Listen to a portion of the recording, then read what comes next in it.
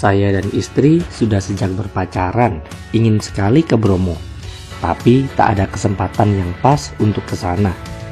Dan akhirnya hari ini tiba.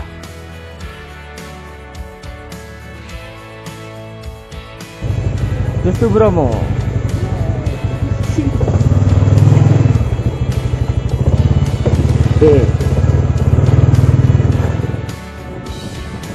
Oh iya, selepas terkena cedera, saya berhenti total untuk berkegiatan gunung dan hutan. Di samping itu, kesibukan di pekerjaan sedang gencar-gencarnya. Kami berangkat selepas subuh. Jalanan sangat lenggang. Mentari mulai mengintip di tengah perjalanan.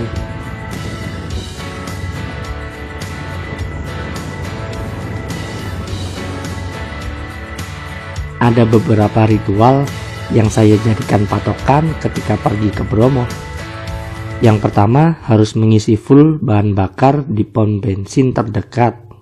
Yang kedua, harus meninggalkan lautan pasir sebelum pukul 10.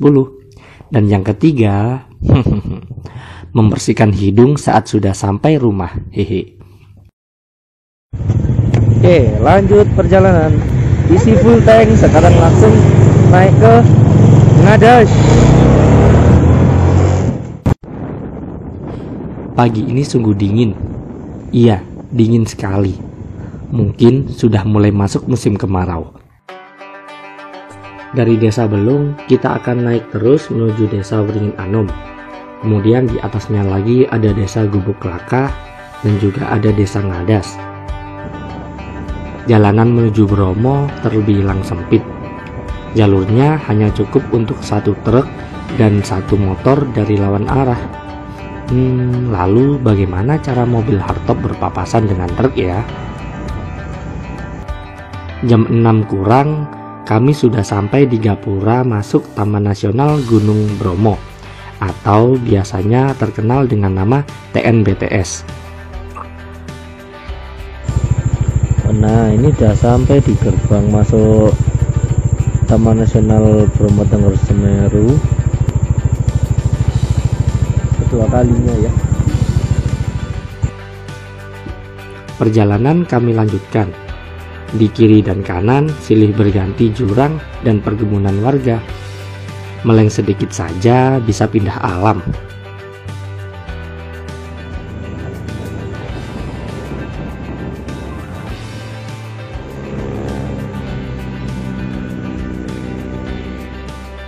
Saya sangat senang melihat bapak-bapak suku Tengger menunggangi kuda.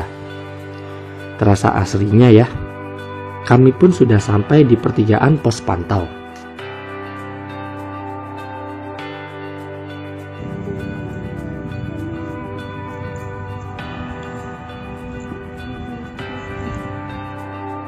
Terlihat kawanan awan di bawah sana, sangat tebal. Kata Yuma, ia ingin terjun ke awan, yang jelas dalam tanda kutip ya. Dari arah kami, jalur kiri menuju lautan pasir, alias ke Gunung Bromo. Dari arah sebaliknya, bisa menuju ke desa Ranupani atau ke Ranuregulo. Ya, next time saja ke sana. Gunung Semeru juga sedikit mengintip dari kejauhan. Sungguh sebuah anugerah bisa melihat karya Tuhan dari ketinggian. Nah, dari titik sini, pertigaan sini kita bisa milih ke Bromo atau ke desa Ranupani. Kalau Ranupani itu ke sini, nah Ranupani ke kanan, Bromo Sisen atau lautan pasirnya ke sana. Nah, setelah ini turun ke awan, tapi itu awannya tebal banget ya. Semoga aman-aman saja. Mantap. Perlahan namun pasti, kami memantapkan hati menuju Bromo. Meski saya sendiri sedikit cemas dengan awan yang sangat tebal. Indah dari kejauhan yang padahal ketika masuk di dalamnya tak seindah itu loh. Bisa-bisa saking tebalnya kami malah tersesat. Semoga hanya pikiran saya saja. Kita masuk ke awan, guys. Kita masuk ke permen kapas.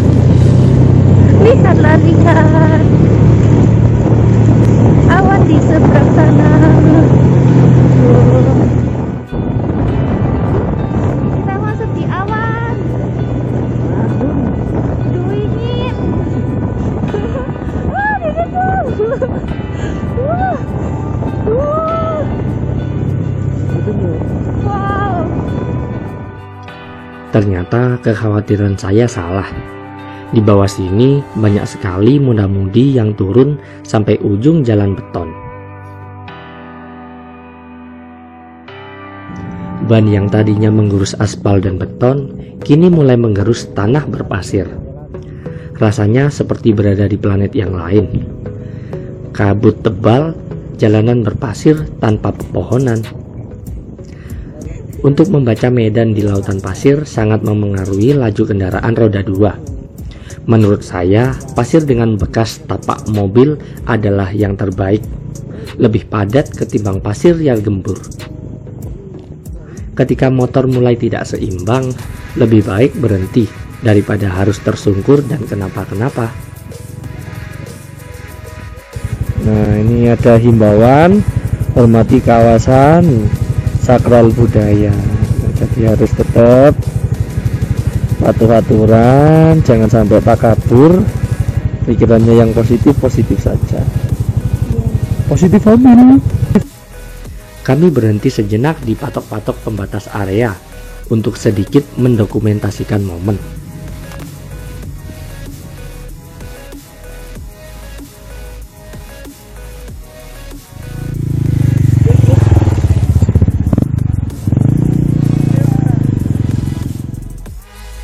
Kabut tebal menghilang sekitar pukul 7:20.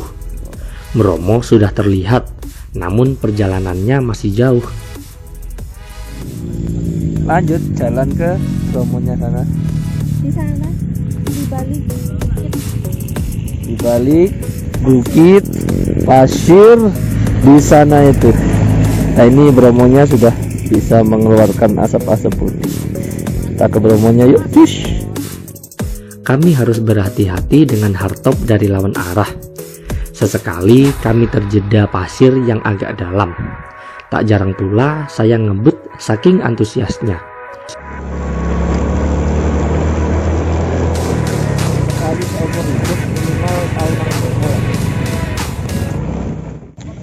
Udah sampai Bromo, kita mau buat pop mie dulu. isi perut Dulu karena tadi hanya diganjal dengan roti. ya.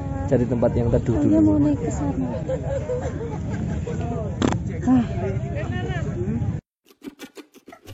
Sebelum kami memulai pendakian, kami sarapan dulu dengan mie instan dalam kemasan.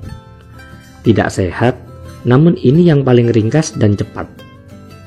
Tapi, kapan lagi sih bisa menyeduh mie instan dan minum hangat di tempat semenakjubkan ini? Oke, sudah coba mau naik ke Gunung Bromo. Rampung dengan segala persiapan, kami pun langsung berangkat menuju puncak Bromo. Ini adalah kali pertama Yuma ke Bromo. Terlihat jelas jika ia sangat bersemangat. Matahari begitu terik. Saya yang tak biasa memakai kacamata, sedikit merasa aneh melihat diri saya sendiri. Di beberapa tempat terdapat himbauan untuk tidak menerbangkan drone. Tapi ya taulah, turis lokal maupun mancanegara yang sudah membawa drone tak mungkin rugi momen. Sadar dengan fisik Yuma, saya menganjurkan ia naik kuda saja agar cepat sampai. Tarif sekali naik kuda di Bromo ialah 50.000. Hitung-hitung membantu usaha warga juga. Mas, kaki dua-dua nih. Awas HP. HP-nya awas.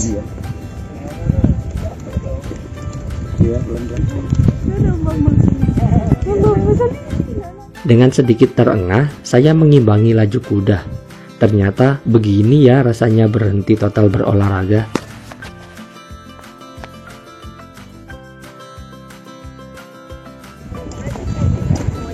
Takutnya daripada Yuma nggak kuat di tangga, nanti naik nggak apa-apa, naik kuda sambil membantu UMKM.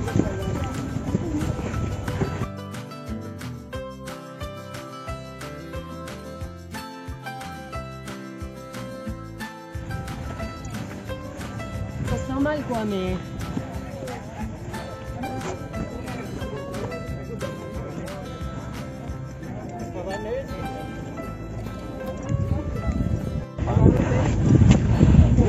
Istirahat dulu.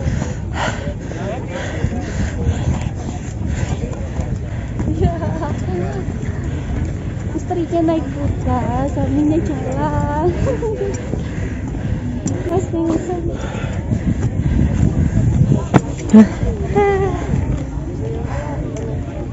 Ya kasihan. Tepat di bawah tangga kami beristirahat. Maaf, maksudnya saya yang beristirahat. Cukup dengan istirahat, kami lanjutkan menaiki tangga menuju puncak Bromo. Iya. Oke, tinggal perjalanan terakhir Naik ke tangga. Tapi lumayan antri ya. Yes.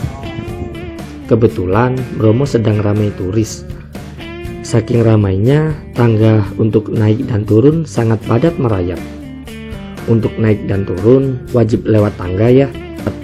Jangan sampai membudayakan hal yang kurang baik dengan naik lewat luar tangga. Kami hanya naik 1-2 langkah lalu berhenti. Begitu terus hingga puncak. Sungguh destinasi yang sangat tersohor. Lihat saja, orang-orang di bawah sana seperti semut yang berbondong-bondong. Yang membuat macet jalur tangga ialah satu ingin ke bibir kawah. Dari arah berlawanan ingin turun. Namun ada pula yang berhenti di depan tangga. Aduh. Saya menyuruh Yuma untuk ambil jalur ke kiri yang ada pagar pembatasnya. Akhirnya sampai. Ingat ini bentarnya.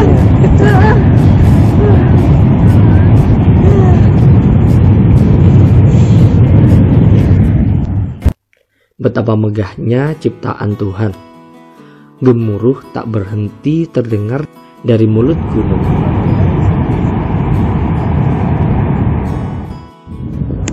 Oke, Yuma nggak berani jalan-jalan karena emang takut ketinggian. Saya tak mencari tempat yang bisa buat foto dan sepi.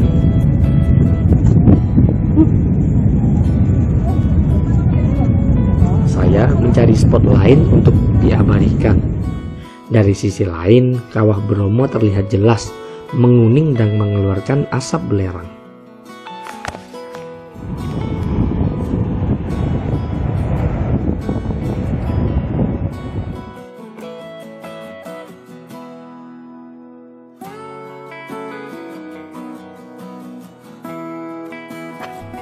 Takut dan khawatir adalah sebuah perasaan yang hadir dari ketidaktahuan. Perlahan, ketakutan hilang setelah ikut merasakan. Maka dari itu, jangan takut untuk memulai. Perasaan yang lama tak akan selesai jika tak dilerai. Cita dan harapan baru akan selalu bertumbuh bersama orang yang membersamaimu. Percayalah itu.